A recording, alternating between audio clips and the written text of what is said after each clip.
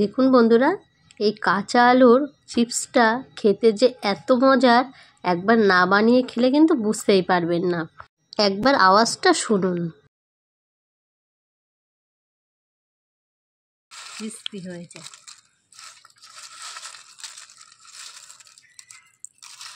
আওয়াজটা একবার শুনুন। আপনারাও কিন্তু বাড়িতে এরকমভাবে।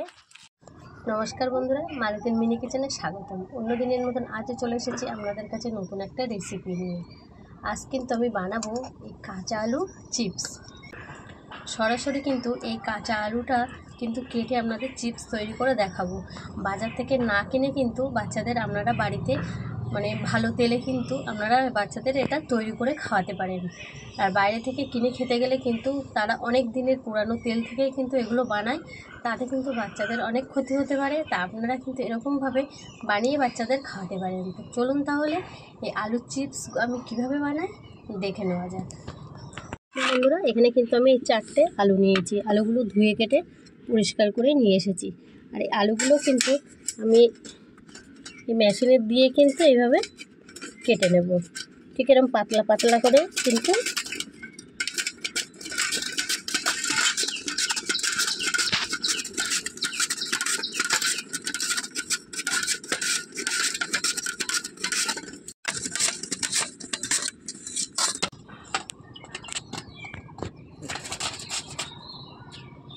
কিন্তু এভাবে কেটে নিয়েছি।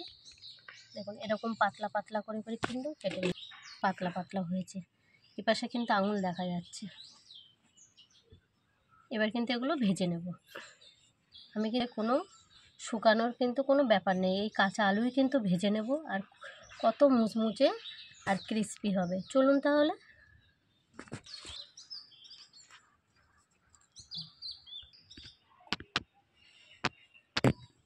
বসিয়ে দিলাম,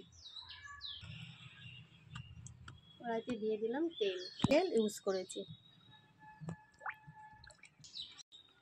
ছবি তুলতে হবে একটা।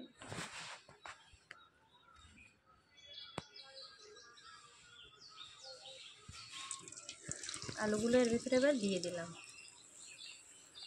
অল্প অল্প করে দেবো আর ভেজে নেব।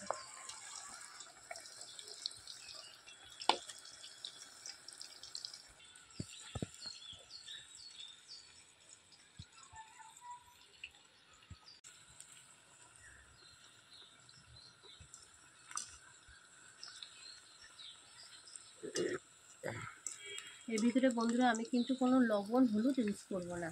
এইভাবে কিন্তু ভেজে নেবো, তাহলে কিন্তু খুব ক্রিস্পি।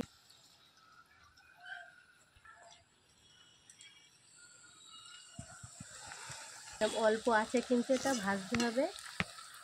এবার কিন্তু আমি উল্টে পাল্টে দিয়ে কিন্তু এগুলো ভেজে নেব।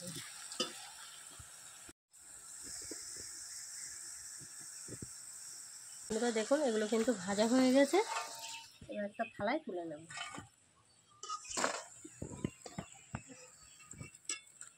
এবার কিন্তু বাদ বাকিগুলো ভেজে নেব।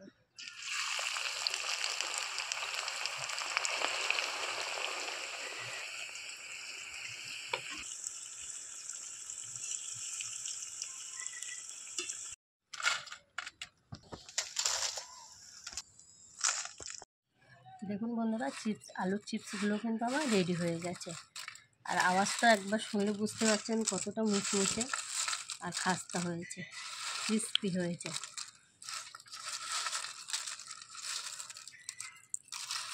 আওয়াজটা একবার শুনুন।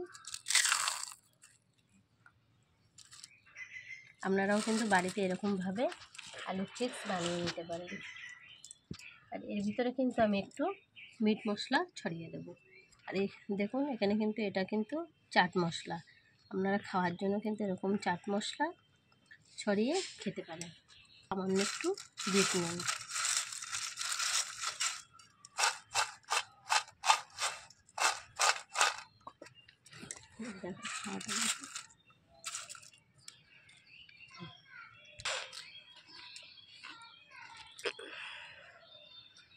বন্ধুরা দারুণ লাগছে খেতে।